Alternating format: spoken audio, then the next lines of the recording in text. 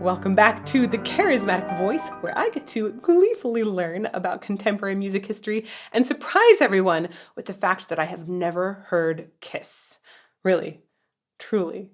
And I know that some of y'all right now are thinking, that's probably a good thing. But I want to know why they are so polarizing. So let's get to it. Whoa.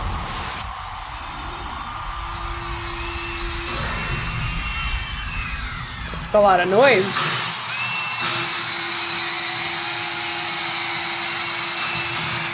That's a lot of noise.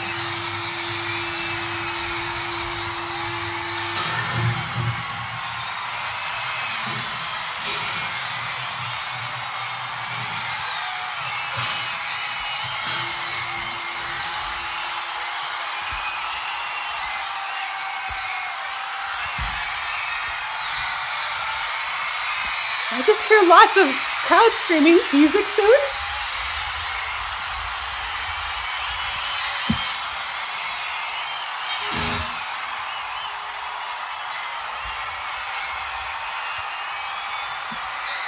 All right, Sydney! You wanted the best, and you got the best! The hardest band in the world! Kiss!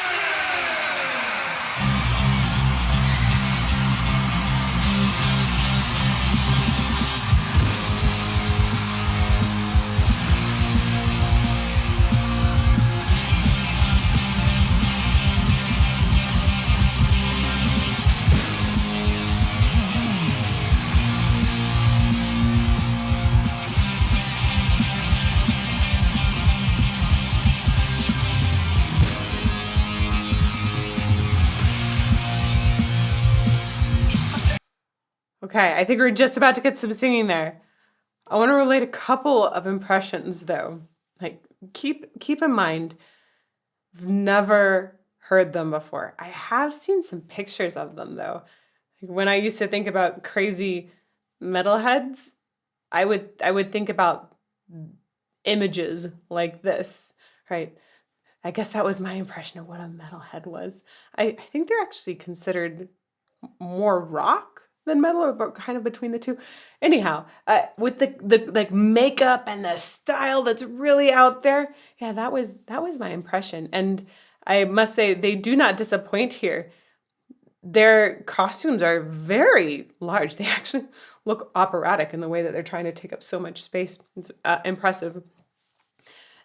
I am I'm honestly a little floored by how rowdy this audience is. I think this is the beginning of their show, right, live in Sydney, 1980, which thank you, patrons. You helped choose this version. So definitely following your advice here for first time listening because it's so important. And the audience is just, they are like wrapped up in this. You get the idea that there are some mega fans here.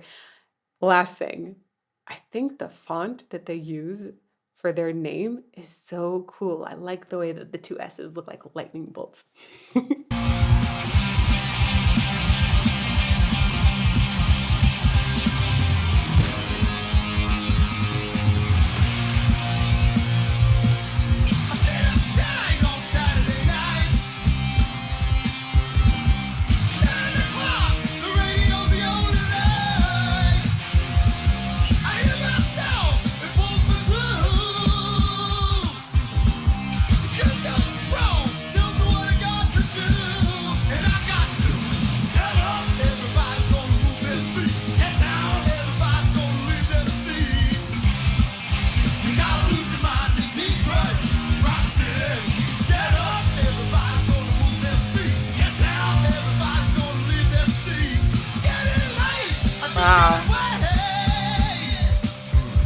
All right, so Paul Stanley has a very powerful voice.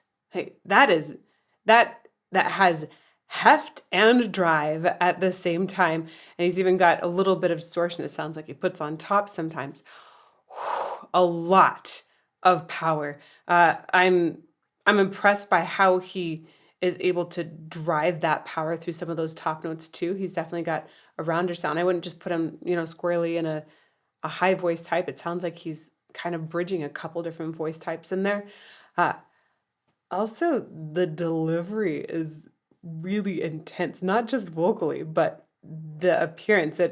It's like I want to say, it's very affected. I can't find the right word for it. I'll see if I can find the right word. We're gonna go back.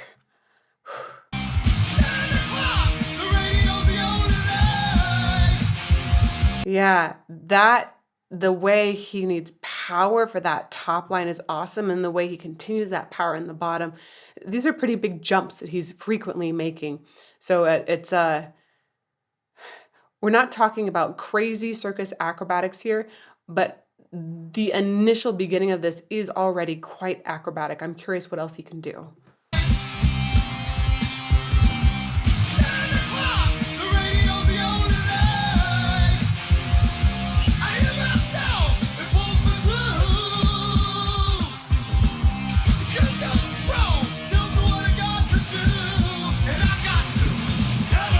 It does sound like he's got some sort of filter or plug that's on the microphone, but then again, this is 1980 and it's got remastered audio in here, so I'm curious what the extra sound is I'm hearing in the microphone.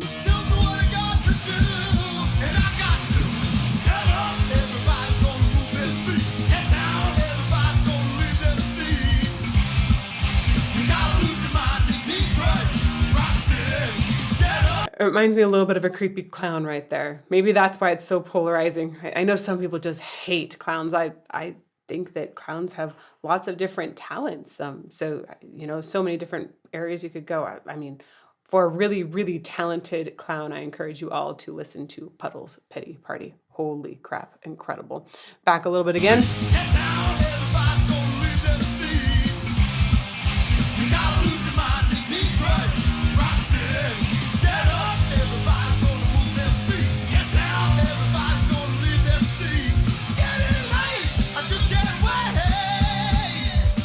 Wow.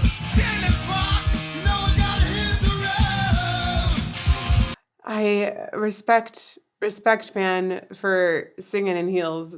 That I hate singing in heels. I've done it a lot. I've had lots of roles where I had to have like these really big freaking high heels on a raked stage. I just dislike it. And one of the reasons I dislike it is that when you're in heels, a lot of times your booty might stick out more. It shapes the posture in a way that I think is naturally not fantastic. A lot of women say, hey, my lower back feels like it aches after I wear heels, and that's because of this posture shift that happens. And you need your pelvis to tuck in a little bit more to help with really, really, really low breath support. So to me, heels actually works against great vocal technique, but you can get around it. You can support your voice still. It just takes more work. So I'm not a fan of singing in heels. And anybody that makes that active choice to do it in really high heels, good luck. You got my respect.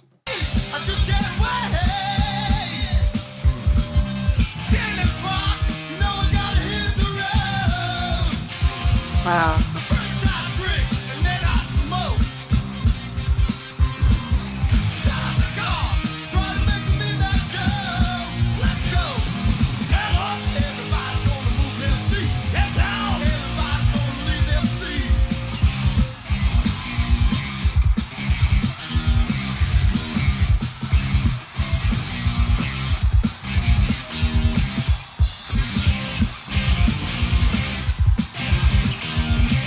Wow. They have so much space built into their sound. For a sound that overall feels like it's just pushing forward and is very much in your face, there's actually a lot of silence that is baked in. That is very surprising to me. I have some more thoughts on this singing, but I'm going to wait for a little bit first.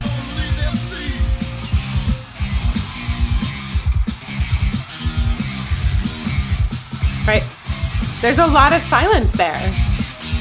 Well, the crowd is filling the silence, but a lot. Very edgy. very abrupt as well. Key change. Now they're feeling that a bit more. So interesting, at the end of that, they started to have more elongated notes being held sort of as a string bed underneath. And that fills the sound more. Of course, the crowd is definitely very, very loud here. But everything about their sound so far, I would describe as very abrupt. It is non-apologetic.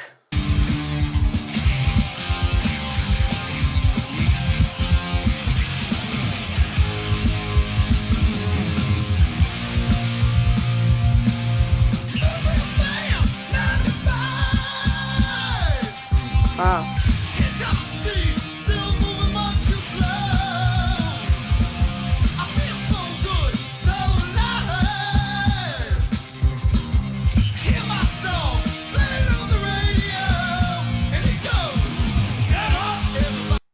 All right, I'm gonna give a few more thoughts on the voice here, and I might be polarizing with this too. For me, I feel that Paul Stanley's singing is bold, it is in your face. I like the abrupt description as well, because when he dives into his sound, it's like there will be no survivors. He's just blasting it full out. It is going. I do see a lot of grounding into the stage, so I think support that is making this sound possible. But holy crap, singing, I don't know how many shows he's sung like this, but that is some full out blasting. Reminds me of one of my favorite sayings in opera, which is to park and bark. I think he does a lot of parking and barking. And it is, I think, like a little more nuance in it personally. That doesn't work for this style of music though. At least this song. It is just all out there. It's very, very, very direct. Do I want to listen to this, every minute of every day? No. I would definitely say not for me. The energy of it is great in certain circumstances. I see where that works, and I can see immediately actually why this feels so polarizing. Even with the drive he has, it's like almost like not even contained. It's like a scream a lot of the times, not your deathcore kind of scream, but the holler that even has the drive on top. It feels, yeah. It almost feels just like a controlled scream. Now, I describe opera often as screaming for a long time and trying to make it sound pretty, right? And I think that he's doing a very similar thing as a lot of opera singers, but his goal isn't to make it necessarily sound pretty. His goal is to make it sound aggressive and in your face. So this has a certain place, I think, on a playlist, but yeah, I can see why it would be massively appealing to many people, but also just totally drive some people away.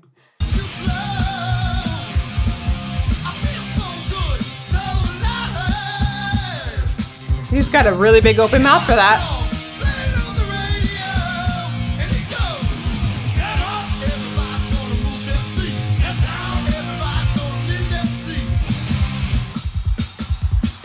Wow.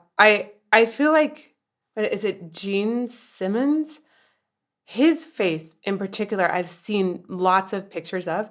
He is so intense in the way he's looking at the crowd. He looks like he wants to devour them. Whew. And I think he's doing a few backing vocals there. There is so much command and bark when I hear him join. That's very, very similar to the look he's giving the crowd. It sounds like he wants to devour the vocal.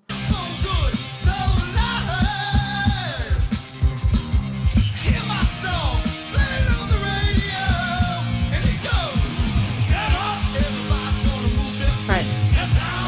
Yeah. Is that Gene? I think that is. Gosh.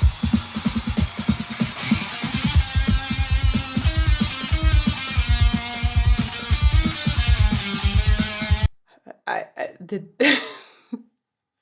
Y'all are gonna kill me for this one, but I feel like they just turned into bobbleheads right there. It's like all the bobbleheads. There is an entire look that is going along here.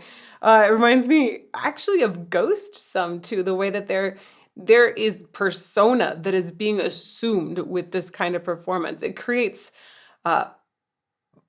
incredible cult followings when you have this kind of persona as well. Wow.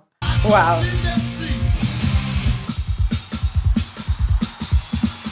There we go, bobblehead moment. Whoa, so much hair. Is that real? Probably.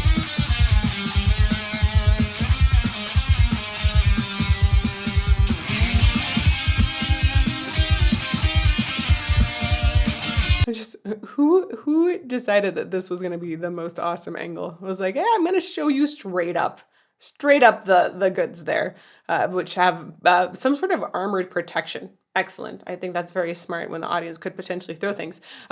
This is a really cool guitar solo though, so I'm going to let it play out. Sorry.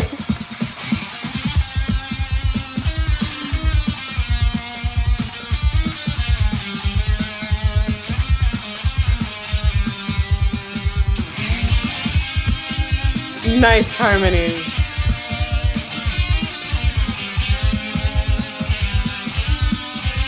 Good melody that resolves together.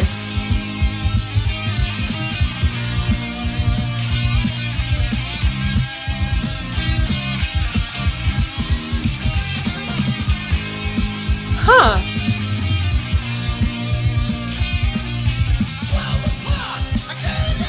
Wow. Whoa. That's a very, very high note there that he went to in his voice. I wanted to mention the guitar setup there reminded me a little bit of Iron Maiden. Had some nice soaring epic melody there, but then when you get that duet, I like that kind of powerful guitar line. But it still keeps it rather simple. It would be really easy to play along with or sing along with.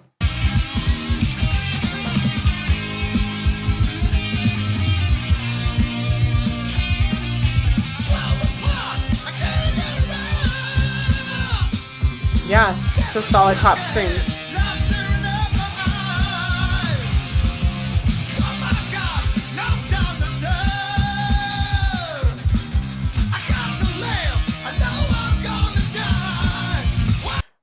So with the way he's singing right now, I don't know how long he continued this career. I'm really not sure, or what he sounds like today. Some people can sing like this their entire career. They just have cords of steel and they'll keep going in a particular direction.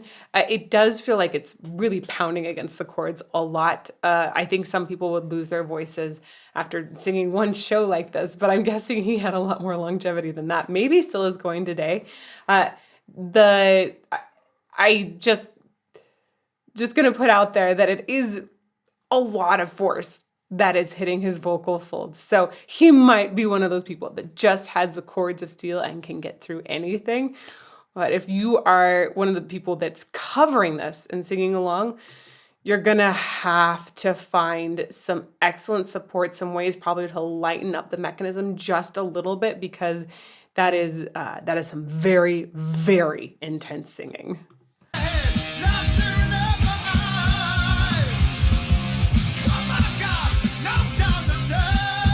Yeah. So actually, just another word on this. It's partly because his voice does have a lot of depth in it, especially when you don't hear that distorted edge, the grit on top. When you're hearing him just sing a true tone there, there's more depth in it. Like it's got some heft. If you think about Rob Halford and the way he can attack some things, Rob Halford has got this incredible ability to get some very, very punchy, aggressive lines out, but in a way that I think is not as taxing on the voice.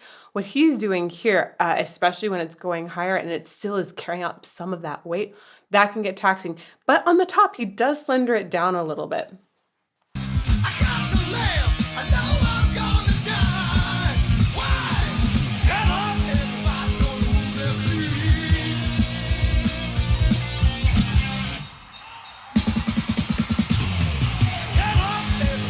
Wow.